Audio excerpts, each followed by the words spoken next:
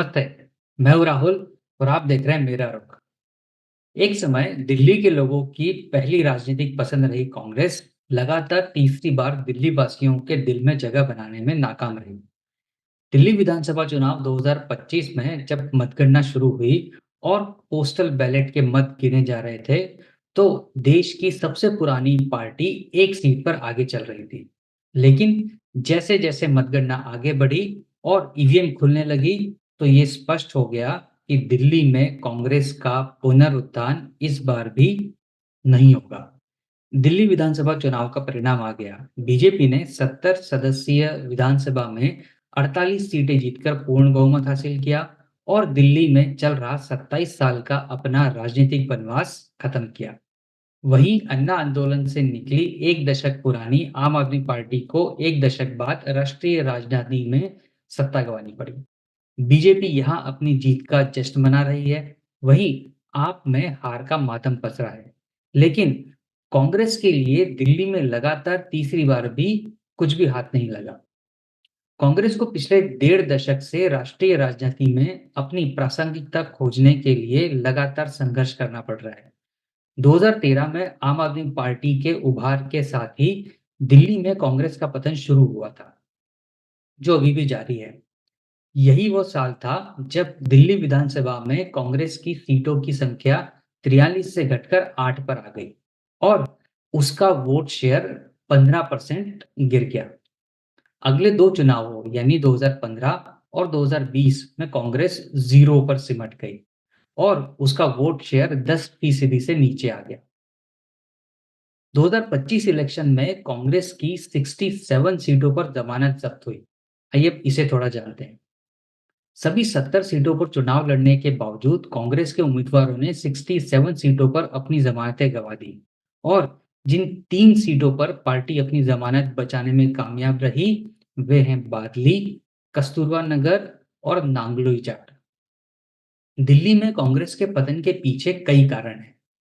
Party ने लोकसभा चुनाव 2024 में ठीक-ठाक प्रदर्शन किया था, जब राहुल गांधी ने भारत जोड़ो यात्रा के तहत देश भर में मार्च निकाला था। उन्होंने आम लोगों से मुलाकात की और उनसे जुड़ने का प्रयास किया। लेकिन कांग्रेस पार्टी राहुल गांधी की भारत जोड़ो यात्रा से जो एक माइलेज कांग्रेस को मिला, उसका फायदा उठाने में विफल रही।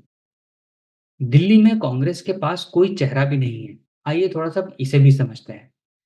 दिल्ली में प्रतिनिधित्व करने के लिए कोई मजबूत नेता ना होना कांग्रेस के लिए बहुत महंगा साबित हुआ। शीला दीक्षित के बाद कांग्रेस दिल्ली में कोई ऐसा चेहरा खोजने के लिए अब तक संघर्ष कर रही है, जो अरविंद केजरीवाल को मुकाबला दे सके। कांग्रेस ने दिल्ली चुनाव में मुख्यमंत्री का उम्मीदवार भी घोषित नहीं किया था। दिल्ली में अपने कामों को नहीं गिना पाना ये भी कांग्रेस के लिए एक बहुत बड़ी समस्या रही। इसमें कोई दो राय नहीं कि 1998 से 2013 तक शीला दीक्षित जब दिल्ली की मुख्यमंत्री थी, तो दिल्ली में बड़े पैमाने पर डेवलपमेंट के काम हुए। उन्होंने दिल्ली में मेट्रो नेटवर्क को तेजी से एस्टेब्लिश किया, बड़े पैमाने पर सड़कें और फ्लाईओवर बनाए, नए अस्पताल, एजुकेशनल इंस्टीट्यूशंस की नींव रखी, दिल्ली महिला आयोग की स्थापना करी और महिलाओं के लिए 181 हेल्पलाइन नंबर शुरू किया। उन्होंने दिल्ली में पब्लिक ट्रांसपोर्ट में ग्रीन रिफॉर्म्स की भी सफलतापूर्वक शुरुआत करी, जिससे डीटीसी पूरी तरीके से पेट्रोल और डीजल से सीएनजी पर शिफ्ट हो गई। लेकिन कांग्रेस अपनी सरकार के इन कामों को दिल्ली में शोकेस करने में पूरी तरह विफल रही। पार्टी को राष्ट्रीय राजधानी में एक ऐसे लीडर की जरूरत है, जो पार्टी के कामों को गिना सके और जनता में अपील बढ़ा सके। लोकसभा चुनाव में भाजपा को कई सीटें गंवानी पड़ी जब एक दूसरे के साथ मतभेद होने के बावजूद कई विपक्षी दल इंडिया अलायंस के रूप में एक साथ आए।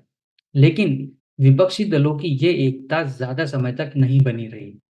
आम चुनावों में अपने अच्छे प्रदर्शन के कुछ ही महीनों बाद इंडिया ब्लॉक इंटरनल कलह और आपसी विरोध और महत्वाकांक्षा के कारण एक तरह से सिर्फ नाम का अलायंस रह गया। इसका असर हरियाणा चुनाव में देखने को मिला, जहां इंडिया ब्लॉक के सहयोगी दलों ने अलग-अलग लड़कर कांग्रेस का काम खराब किया और बीजेपी को उसका फायदा मिला। अब दिल्ली में आम आदमी पार्टी की हार के साथ ही देश में इंडिया ब्लॉक की सरकारों की संख्या घटकर 8 हो गई। ये राज्य कर्नाटक, जम्मू-कश्मीर, तेलंगाना, केरल, तमिलनाडु, हिमाचल, झारखंड और पश्चिम बंगाल है।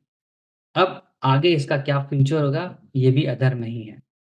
तो ये था आज का एक विश्लेषण कि कांग्रेस दिल्ली में क्यों हारी और कैसे कांग्रेस ने ज़ीरो की हैट्रिक लगाई। उम्मीद है आपको ये विश्लेषण पसंद आया होगा। अगर पसंद आया हो तो इसे लाइक करें, कमेंट करें, वीडियो को शेयर करें और अगर चैनल को सब्सक्राइब नहीं किया हो तो चैनल को भी सब्सक्राइब ज़रूर करें। मिलेंगे आपसे अगले वीडियो में किसी और सब्जेक्ट, किसी और एनालिसिस के साथ। तब तक अपना और अपने अपनों का ख्याल रखें। धन्यवाद।